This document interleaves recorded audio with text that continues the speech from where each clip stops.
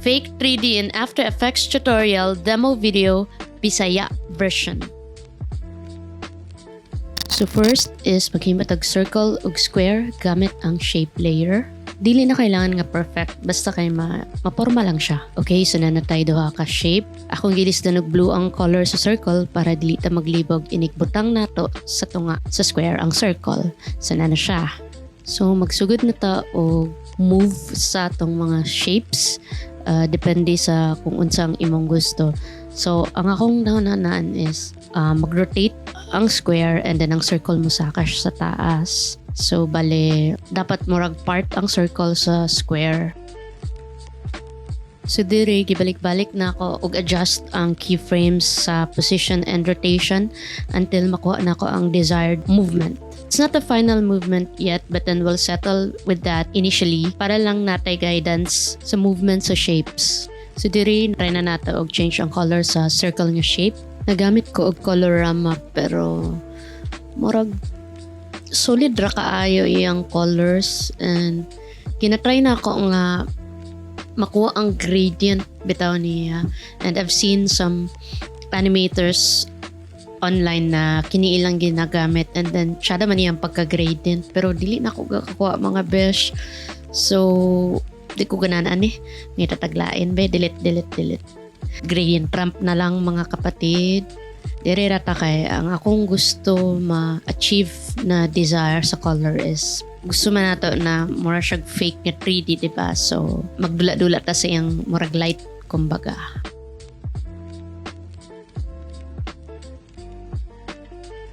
So diri mas refine pa na ako gamay ang iyang movements sa shapes para na siya medyo gravity gamay or i-refine na tong smoothness sa ihang movement. So kini gibalik-balik na ako siya until makuha na pod na ako akong gusto na kind of movement.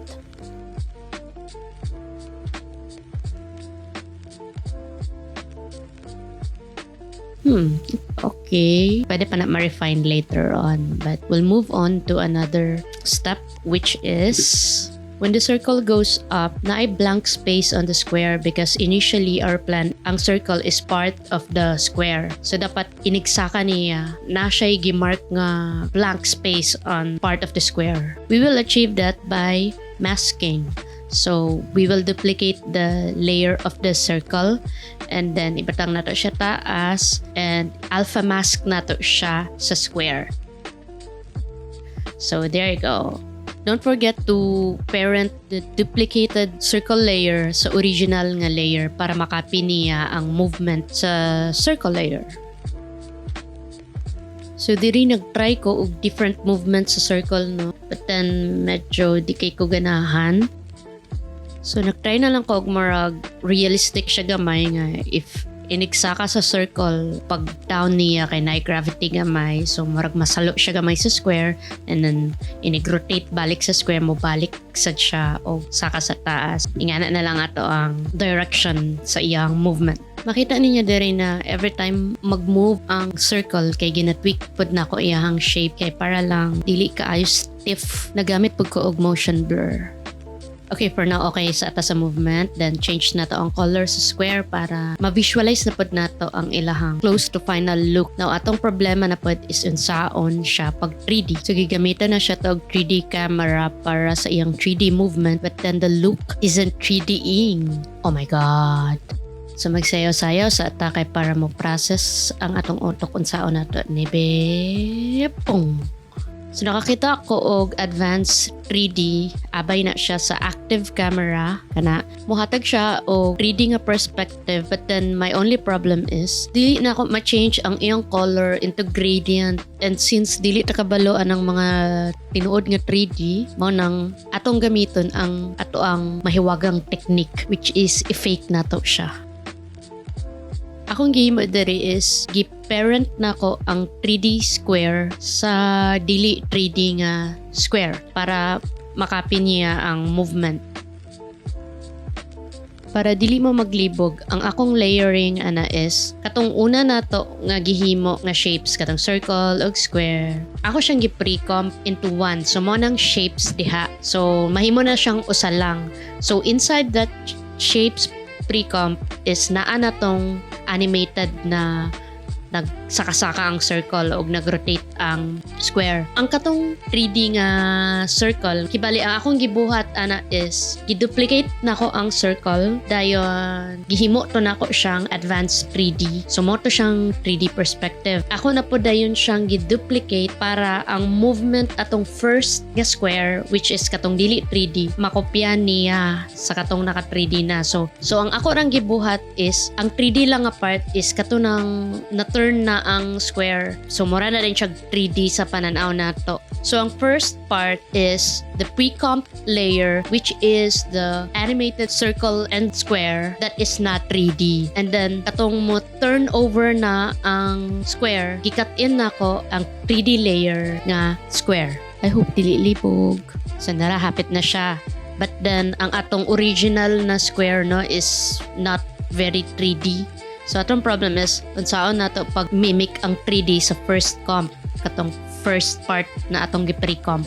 First is, akong gi-change ang color sa circle. Under sa circle nga layer, nag-right-click ta, and then piliya ang layer styles. Then, under layer styles, nigamit ta og inner shadow. So, sa inner shadow, akong gipang-tweak ang iyang distance, choke, size, noise, and opacity.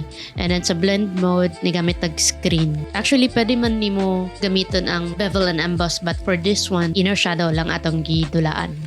Mo ni ang final look, and then gikopy na to ang adjusted layer style sa circle, and gipaste na to sa square. So, pareha na sila look.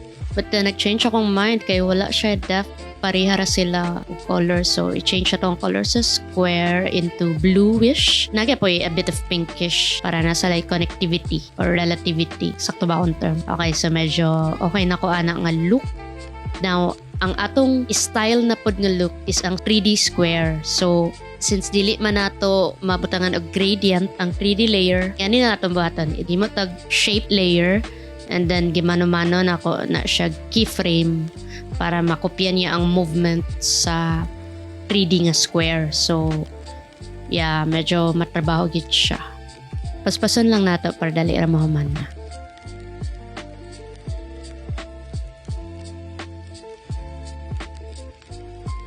For the final look, what I did is akong gi-pre-comp tanan layers, giusa nako. And then, para na siya murag different cuts sa angles, like gi-zoom in nako. So, giduplicate nako ang pre-comp na layer. And then, sa usa ka layer, gi-zoom in nako. Ma-focus lang siya sa circle. Ang next upod nga cut, which is from the duplicated layer of the same pre-comp, is kanang wide angle na pod para na siya dynamic angles and shots. So, mo ni siya ang final look. I hope naramay na ton-an.